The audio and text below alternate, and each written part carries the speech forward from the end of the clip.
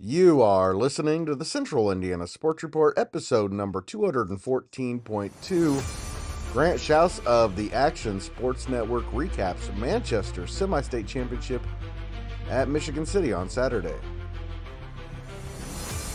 You're listening to the Central Indiana Sports Report with your host, Greg Mengelt.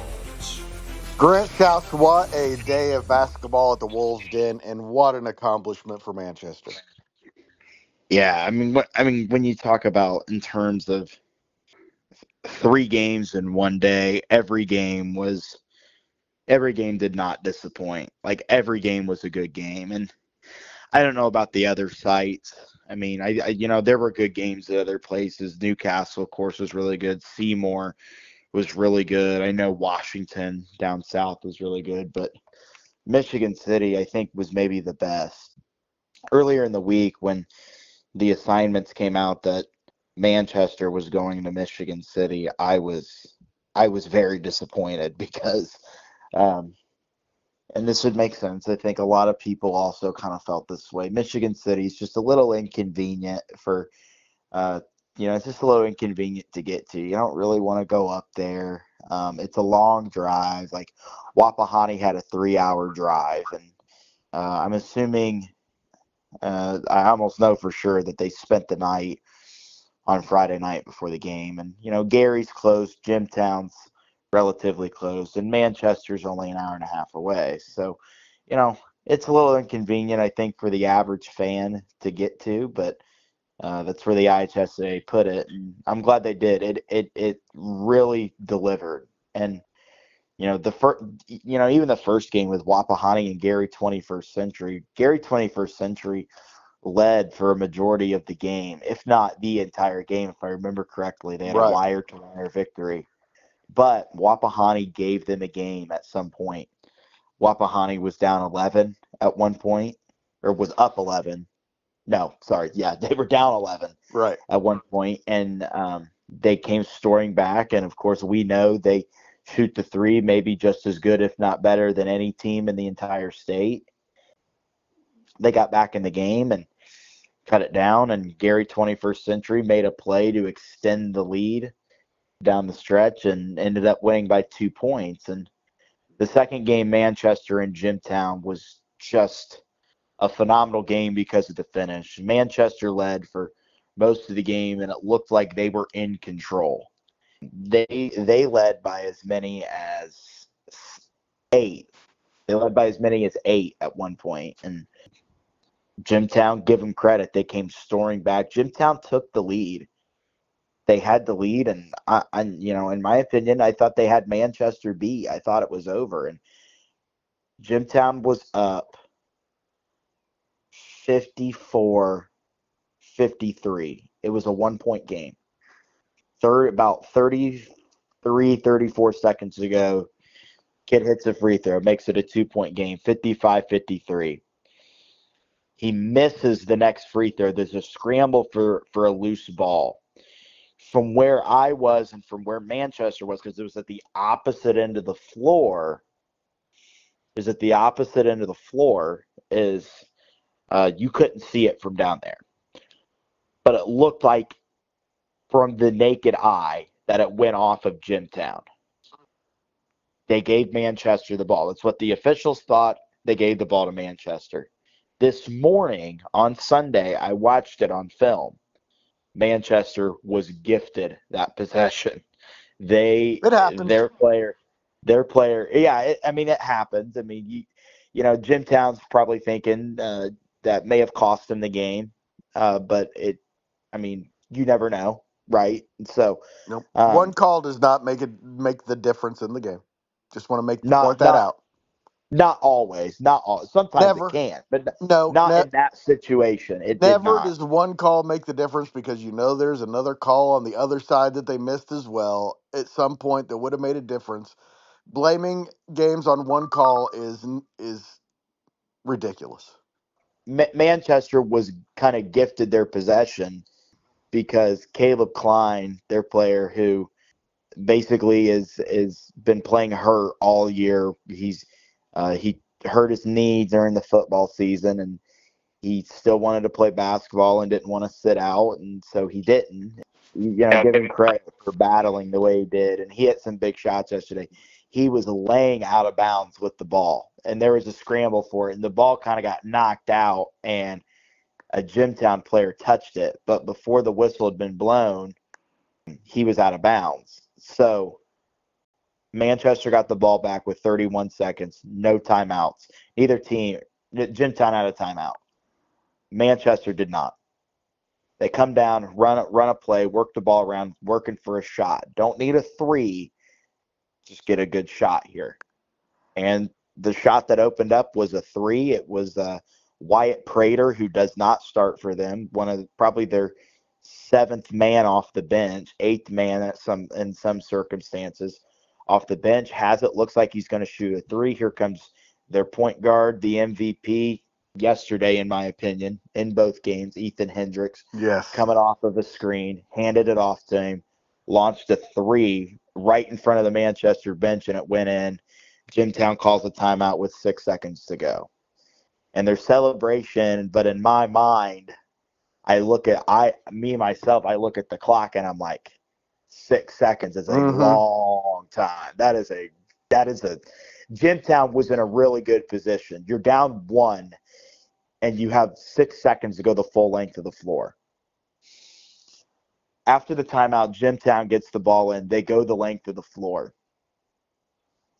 From where I was, I could see the kid for Jimtown drove down the lane, almost had a wide open layup to win the game at the buzzer, and he missed it. Well, with about 2 or 3 seconds to go. And he missed what was not a very contested layup by the Manchester defense. Manchester got the rebound, and then they had to foul, and they weren't at 5 fouls yet. So Manchester got the ball, and they actually turned it over at the very end. There was about 1 second to go, and Manchester actually turned it over, and Jimtown got it, and this kid shot a shot from just beyond half court at kind of an angle to the left. He kind of had to angle it to the left. And when the ball left his hands, I won't lie, I'm like, that looks good. Like, that looked really good. And then it was like, it curved to the right. It kind of hung right. And I still, and it was short. So I think if it was online, it wouldn't have gotten there because it was short. And I think, someone may have opened a door down in the, down in the corner there. That kind of let the Squires survive.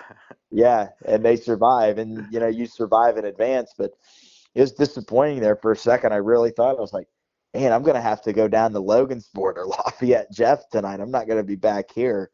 But give credit to Manchester for fighting, and shout out to Ethan Hendricks for making that play to win the game. That was only the morning game. Right, yes. And, yeah, that was only the day game. You still have another one that night. And the other semifinal was a doozy as well.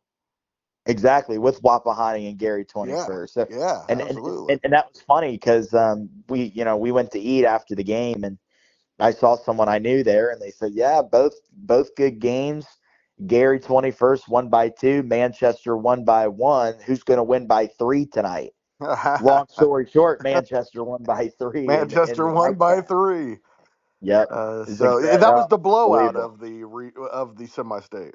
Exactly, and that game was so good. What was key for Manchester was them got off to a really good start. And honestly, we were a little concerned just talking with people amongst my circle. One of my buddies was there with me taking pictures for newspaper there in Wabash, and we talked about it, and we sat there and we discussed, and I told him, I said, man, Manchester's going to have to play the best game of the season to win tonight. Because Gary 21st, watching him in that first game, they shot the ball really well, and they were so athletic, and they were so physical with that with that Wapahani team. At least this is before the championship. We could tell they were really physical, and we didn't want Manchester to get out, physical or outsized, whatever the term is. Manchester got off to a good start. And I think one of the things is with Gary 21st is I think you wanted to make them frustrated. If you could get them frustrated and flustered, then you were going to have a really good shot to win the game. Manchester got off to a 12-4 start. Gary 21st had to call a timeout, and then out of the timeout, they scored 6 straight points and got it down to a 2-point game. Gary 21st Century, Greg, last night, Manchester had the lead at times where they were up 6 or 7, and it felt like they were only up by 1. Like, that's how intense it was. One of those games where, like, it was like Gary 21st was capable of going on a run. Manchester was up 10 going into the fourth quarter. And I'm sitting behind the bench, and Manchester's assistant coach, Dave Henson, who used to be the coach at Elwood, right? Eli Henson's dad, the head coach, gets in the huddle. And this is when I kind of knew everything's going to be okay. He got in the huddle, and he said, this is Dave. He goes, 1 quarter for the rest of your lives. Put 1 quarter together for the rest of your lives. That hit me. I was like, that it made you feel real. I was sitting right behind the bench, so I heard all of this. Right. And that just made you feel a little more calm. That quickly went away when Manchester could not hit the broadside of the barn. Everything they threw up could not go in. They had a really good look at a 3. It didn't get it, like swirled in and out. That was at the very beginning of the first quarter of the fourth quarter. I don't think they scored until about 2.5 minutes to go in the game. Like that, like they were on a 6-minute plus drought to start the fourth quarter. In the quarter, but the thing is Gary 21st could not hit anything either. Everything they threw up couldn't go in. They got it down to 6. It was 45-39. And it was like, it felt like the morning game all over again. It literally was deja vu. The games went almost exactly the same, except that Jimtown in the morning game never grabbed the lead. Or they grabbed the lead, but Gary 21 never got the lead. Manchester ended up hanging on. There were some, I don't want to say there were some questionable calls, because I know one of the officials, and he did a great job. He didn't make some bad calls. There were some questionable calls. Manchester was actually given a technical foul towards the end of the game. Wow. And it was with about 20 seconds to go. There was a technical foul. So there was a rebound. Gary 21st missed a shot. Manchester got the rebound. They called a foul because Gary had the foul. Manchester starts to celebrate. I didn't see this part. I couldn't see it, so I didn't hear about it. And I couldn't figure out what was happening. Eli Henson is going berserk on the sidelines. And my concern is, oh my gosh, he's going to get a technical foul. And he's going to get a technical foul, and they're going to lose this game. So then that's when my emotions kick up, and I start yelling at him to shut up and sit down. And he got all relaxed and everything. It got taken care of. But see, there was the foul on the rebound. So Manchester had to go down and shoot 2 free throws. And they did. They hit free throws. Gary then got to shoot free throws. So it ends up being a 51-50 game. Gary hits a 3 to cut it to 1. There's still time on the clock, so they still have to foul. And there's about, I think, 8 or 9 seconds to go. Get it into Ethan Hendricks, fouling. All right? He goes down, hits both. He had missed a free throw a few minutes earlier. And so that becomes your concern. Oh, my gosh, he's got to hit both of them, because the worst they can do is if they hit a 3, it's going to overtime. And you can play, you can still win the game in overtime. If he misses 1 for 2, they could hit a 3 and win the game. thank God, the kid nerves his steel, comes up, knocks down 2 big free throws, make it a 3-point game. Manchester elects to, because they had fouls to give. They had like 4 fouls to give. So they fouled while they were up 3, which, in my opinion, is a really good decision because it stops the clock and it stops the momentum of the play and it stops things from developing. And so they fouled Gary 21st, and they fouled him. I think they fouled him 3 times, and then they got a really good look to tie it in the corner, and came up short. And Manchester got the rebound. Time expired. That was the ball game. Manchester's going to the state championship. Well, Kevin Renbarger told me before the season began that he thought Manchester would be the state champions at the end of the year. He thought there was a very good chance that they would, and here they are. I think that partly because I'm biased. And yeah. He thinks that because he's a coach and he knows. And right. And, he was there. I mean, he coached in that section championship. He very well knows that they were capable of it then. And yes. But even before the season, he said to me, in our second game of the year, we play a team that could very easily be the state champions at the end of the year, even in our preseason. So my thing is right now is they've only won the semi-state. They have not won the state championship. I understand. Feel like they're going to? I think they have a really good chance, and here's why. University is a good team. I mean, they've won, I think, 16 out of their last 19 games. I mean, they're there for a reason. They got luck. I wouldn't say they got lucky, but, Park Heritage won at the buzzer to beat Forest Park in the morning game, and then they beat Linton Stockton in overtime. I haven't watched that game, so I can't really tell you, but University, just from what I've heard, because my dad watched them, is that they don't, they have a hard time defending inside, which is kind of an advantage for Manchester because, sure, they have Benton, they have some post presence inside, and to me, of the 4 games on Saturday, it's the only one where I can find, Fishers too, probably as good as Jeffersonville is, where I think Manchester and Fishers are significant favorites. The other 2 games I consider complete toss-ups. Yeah, I agree with you. And the thing is with this game is for Manchester, I don't think it's more about stopping University and taking away what they're going to do, because obviously that's going to be the case. But I think it more comes down for Manchester is to just go out and play the way you've played all year, and it's more about you. It's not more about stopping University. It's more about going and doing what you do. You know what I mean? Yeah, absolutely. That's right. And I think if they go out and do what they do, I like their chances. But, it's only Sunday. There's a long time before then. Things can change. I'll tell you what, one of the biggest heart-stopping moments, and I know Manchester people are going to hear this and they're going to agree with me. One of the biggest heart-stopping moments last night was off of a rebound, and I think a foul was called. I can't remember.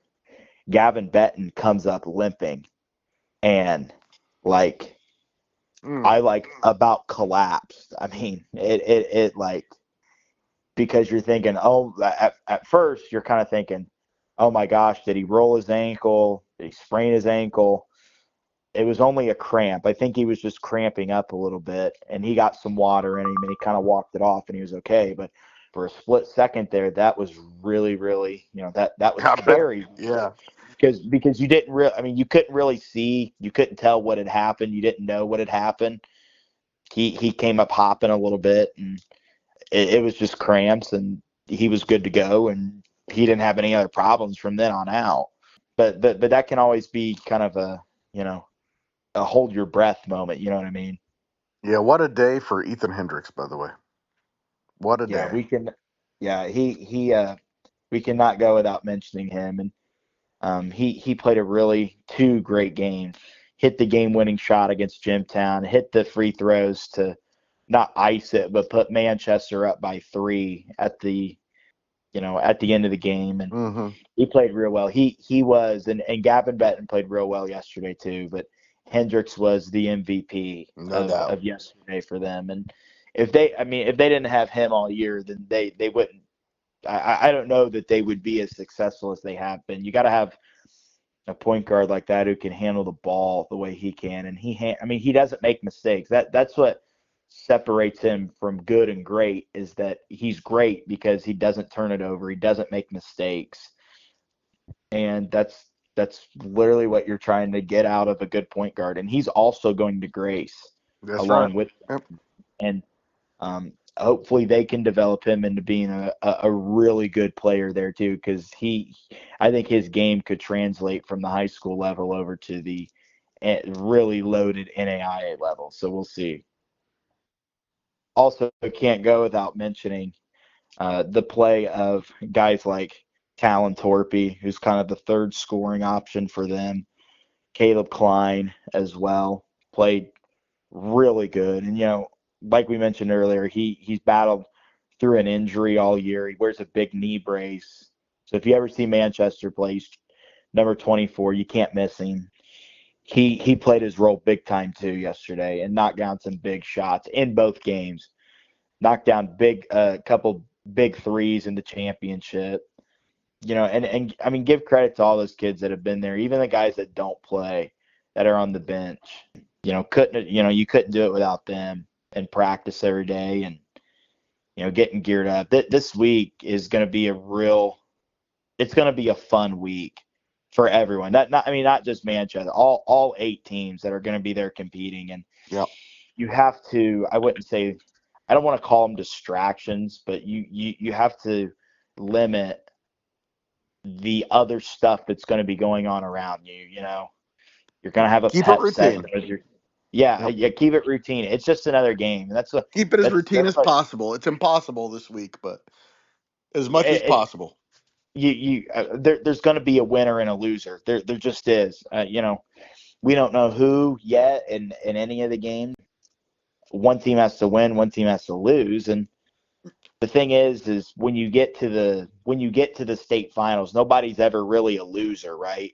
I mean, they're all champions in their own sense, and it sucks. It really stinks that one team has to lose, and you always feel for that team. But if you come out a champion, then you've accomplished everything to accomplish in high school basketball. You played the maximum amount of games you can. You're literally ending your season with a win. There's only 4 teams that end the season with a win. So that's just one of the motivating factors, I think, for Saturday. And I think you have to relish the moment too. You gotta take it in.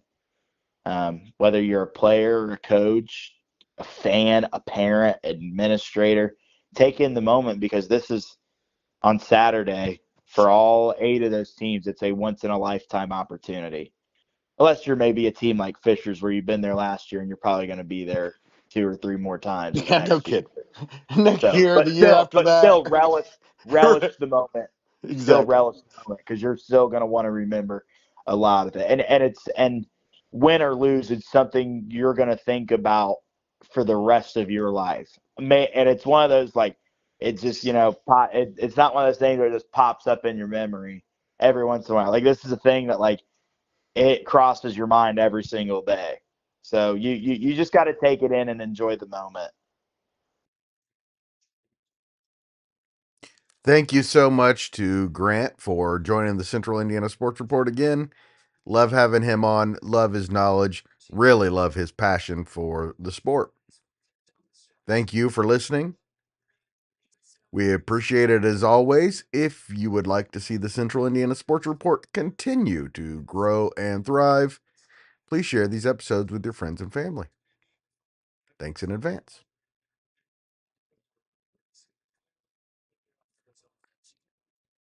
It was a good game. Clearly off Arizona.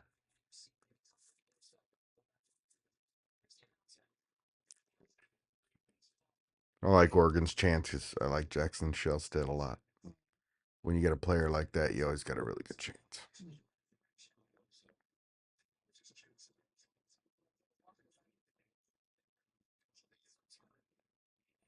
Central Indiana Sports Report is a product of ITG Media. And I love Susie.